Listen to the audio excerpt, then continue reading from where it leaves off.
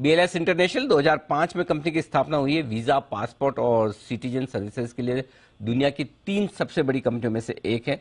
16 साल से ज़्यादा का कामकाज कंपनी कर चुकी है और अब तक लगभग 5 करोड़ 20 लाख से ज़्यादा एप्लीकेशन प्रोसेस कर चुकी हैं।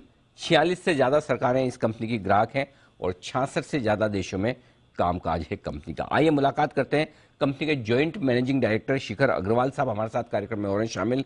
दिल्ली यूनिवर्सिटी से आप ग्रेजुएट हैं, कैलिफोर्निया यूनिवर्सिटी से आपने इंटरनेशनल बिजनेस में प्रोग्राम किया है और इंटरनेशनल ऑपरेशंस और बिजनेस डेवलपमेंट का काम आपके हाथों में है। सर स्वागत है अग्रवाल साहब, बहुत बहुत धन्यवाद समय देने के लिए। एक तो आजकल रोज आपकी कंपनियां सुर्खियों में, एक के बाद एक कोई न कोई आप एग्रीमेंट साइन करते हैं, करार करते हैं, चाहे वो भारत में हो चाहे विदेशों में हो। तो जरा बताएं लेटेस्ट डेवलपमेंट के बारे में। जो मुझे पता चल रहा है पश्चिम बंगाल सरकार के साथ, कर्नाटक सरकार के साथ आपने कुछ टाई अप किए हैं, कीनिया के साथ किसी तरह का एग्रीमेंट हुआ है, क्या डेवलपमेंट है sir? Thank you Anil ji, आपने अपने शो में बुलाया। जैसे आप जानते हैं हमें बहुत साल की मेहनत लगती है जब जाकर एक कॉन्ट्रैक्ट मिलता है। जी। तो हम बहुत सालों से लगे थे। अभी रिसेंटली हमें कर्नाटका गवर्नमेंट का काम मिला है, जो हमें दो मैसूर और क्या कालगुरी में 15 डिस्ट्रिक्ट के अंदर ऑफिस खोलने हैं, जहाँ पे 4000 से ज्यादा ऑफिस हमें खोलने होंगे। ये पहली बार गवर्नमेंट ने आउटसोर्स करा है। ग्रामा वन करके प्रोजेक्ट का नाम है, जिसके अंदर 800 से ज्यादा गवर्नमेंट सर्विसेज हमें आउटसोर्स हो गई हैं, जिसमें 80 से ज्यादा कर्नाटका के गवर्नमेंट के डिपार्टमेंट एसोसिएटेड हैं हमसे। तो ये बहुत अच्छा इंकरेजिंग प्रोजेक्ट है। इसके हम अंदर एक्सपेक्ट करते हैं 8 से 10 लाख एप्लीकेशन मिनिमम हम महीने की प्रोसेस करेंगे। ओके तो चलिए ये तो आपके लिए भारत में हो गया। और विदेशों में जो बता रहे हैं आपकी रॉयल थाई एम्बेसी के साथ आपने एक करार किया, ये किस तरह का एग्रीमेंट है सर? बिल्कुल अनिल जी, जैसे आप जानते हैं हमारा business growth on growth business है। हमने थाई एम्बेसी के साथ पहले कॉन्ट्रैक्ट जीता दिल्ली में, फिर उसके चक्कर में हमें मुंबई में भी काम मिला। अब हमें केन्या में भी, विदेशों में भी काम मिलना शुरू हो गया थाईलैंड गवर्नमेंट के लिए, जो बहुत इंकरेजिंग है हमारे लिए। अभी फिलहाल में हमें जर्मन गवर्नमेंट के लिए भी 7 साल का कॉन्ट्रैक्ट मिला है, जिसमें हमें 10 ऑफिस खोलने हैं यूएस और मेक्सिको में अंदर। हमें फिलीपीन गवर्नमेंट का भी नया काम मिला है। तो हम विदेशों में और इंडिया के अंदर दोनों ही जगह बहुत कॉन्ट्रैक्ट जीत रहे हैं। जैसे आप जानते हैं इंडिया के अंदर हमने वेस्ट बंगाल के अंदर भी अभी एक कॉन्ट्रैक्ट जीता है, जिसके अंदर हम लैंड रिकॉर्ड रजिस्ट्रेशन का काम करेंगे, जिसमें हमें 7 लाख एप्लीकेशन सालाना प्रोसेस भी करेंगे।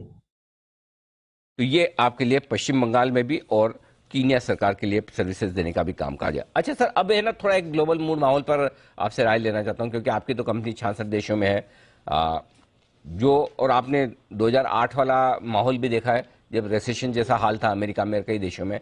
अब वापस से वो डर जो आ रहा है, क्या किसी तरह का कोई बिजनेस पर अभी असर देख रहे हैं या आपको भी चिंता है? जरा माहौल बताइए सर।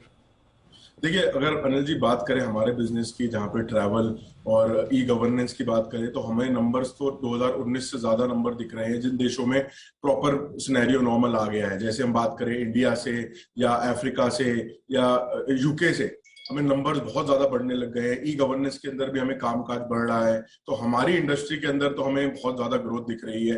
अगर हम बात करें अपने वीजा नंबर की, तो हम आज भी खाली 65% वीजा नंबर पे खड़े हैं 2019 लेवल के, जबकि हमारा रेवेन्यू और प्रॉफिटेबिलिटी हाईएस्ट है। तो हमें तो लगता है हमारा सेक्टर बहुत ज्यादा ग्रो करेगा आने वाले सालों में। कोई दिक्कत वाली बात फिलहाल दिख नहीं रही है, कम से कम ये अच्छी बात है। साथ ही जो ट्रेवल है वो भी काफी स्ट्रॉन्ग नजर आ रही है, डोमेस्टिक भी और ग्लोबल भी।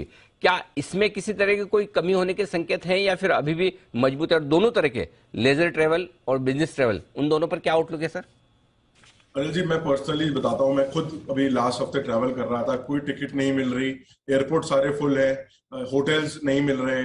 तो इतनी डिमांड बढ़ गई है, हर चीज के प्राइस बढ़ चुके हैं। तो आने वाले टाइम में जो लोग 2 साल से ट्रैवल नहीं कर पाए, जिनके पास डिस्पोजेबल इनकम रखी हुई है, सब चाहते हैं इस समय ट्रैवल करना। अगर आप देखें हर जगह लाइन लग रही है, हमारे ऑफिस में, एयरलाइन के ऑफिस में, होटल के बाहर।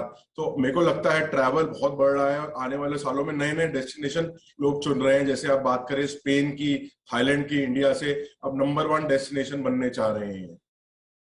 तो जबरदस्त डिमांड स्ट्रांग है। अच्छा, इस डिमांड को देखते हुए सर इस साल के लिए क्या आउटलुक रखना चाहेंगे? किस तरह की ग्रोथ की उम्मीद की जाए कंपनी से? देखिए, जैसे आप जानते हैं हम लोगों ने लास्ट ईयर 800 करोड़ और 111 करोड़ का नेट प्रॉफिट करा था, जो एप्लीकेशन काउंट हमारा खाली 60% था। अगर एप्लीकेशन काउंट हमारा एग्जिस्टिंग कॉन्ट्रैक्ट से बढ़ता है तो मिनिमम हमें ग्रोथ दिखनी चाहिए 10-15 से 20% की। उसके अलावा हमने अभी जो नई कंपनियां एक्वायर करी हैं, जैसे कि जीरो मास हमने अभी 120 करोड़ में एक्वायर करी है कंपनी, जिसका 200 करोड़ का रेवेन्यू और 20 करोड़ का एबिटा है, वो भी हमारे रेवेन्यू और बॉटम लाइन में ऐड होएगा। और जो नए कॉन्ट्रैक्ट्स हम जीते हैं वो भी हमारे रेवेन्यू और बॉटम लाइन में ऐड होगी। तो मुझे इस साल ग्रोथ अच्छी दिखती है कंपनी की। अगला सवाल यही पूछा था, 20 करोड़ के एबिटा वाली कंपनी 105 करोड़ में मिल गई, और जबकि रेवेन्यू एक मतलब उसका रेवेन्यू भी 160 करोड़, तो काफी सस्ता एक्विजिशन हुआ है आपका। बिल्कुल बिल्कुल, हमें बहुत अच्छे टाइम पे अच्छी सस्ती एक्विजिशन हो गई है। प्रमोटर को किसी और बिजनेस में जाना था तो हमें इस बिजनेस के अंदर घुसना था और बढ़ाना था, और इसको लेते ही हमारा जो एग्जिस्टिंग बिजनेस है बैंकिंग कॉरेस्पॉन्डेंट का, उसमें भी हमारा प्रॉफिट बढ़ जाएगा 15% से ज्यादा, क्योंकि हम लोग अपनी कॉस्ट कम कर लेंगे, अपने कई ऑफिसेस कंबाइन कर देंगे इंडिया के अंदर। है सर, आपकी फाइनेंशियल परफॉर्मेंस भी बढ़िया रही है और आउटलुक भी बड़ा स्ट्रॉन्ग है, और सबसे बढ़िया बात सुनकर ये लगा कि ग्लोबल मंदी के मूड माहौल में भी कई चिंता की फिलहाल बात तो बिल्कुल भी नहीं है दूर दूर तक। शिखर अग्रवाल साहब, बहुत बहुत धन्यवाद समय देने के लिए और कंपनी के बिजनेस आउटलुक पर हमारे दर्शकों से बातचीत करने के लिए। Thank you. Thank you so much sir. आइए बाजार दिन के निचले स्तरों की तरफ